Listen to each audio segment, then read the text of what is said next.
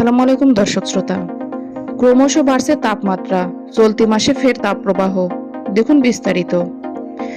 দেশে সর্বশেষ তাপপ্রবাহ ছিল গত 20 মার্চ। এরপর থেকে বিগত কয়েকদিন ঝড় বৃষ্টির কারণে দেশে আরামদায়ক আবহাওয়া ছিল। তবে গতকাল থেকে তাপমাত্রা বাড়তে শুরু করেছে।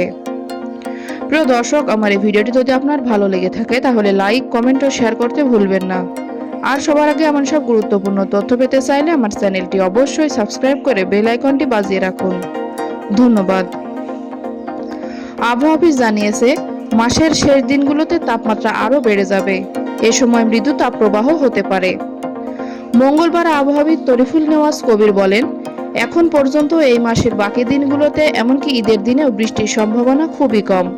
বৃষ্টি হলেও দু একটি জেলায় গুড়ি গুড়ি বৃষ্টি হবে। ফলে তাপমাত্রা বৃদ্ধি অব্যাহত থাকবে। এতে করে মৃদু তাপপ্রবাহ বয়ে যাওয়ার সম্ভাবনা রয়েছে। গতকাল থেকে আগামী বুধবার পর্যন্ত আবহাওয়ার পূর্বাভাসে বলা হয়েছে, 3 দিন সারা দেশে দিন ও রাতের তাপমাত্রা সামান্য বাড়তে পারে। সোমবার দেশের সর্বনিম্ন তাপমাত্রা রেকর্ড করা হয় রাজারহাটে 15 ডিগ্রি সেলসিয়াস। এদিন ঢাকার সর্বনিম্ন তাপমাত্রা ছিল 21.5 ডিগ্রি সেলসিয়াস।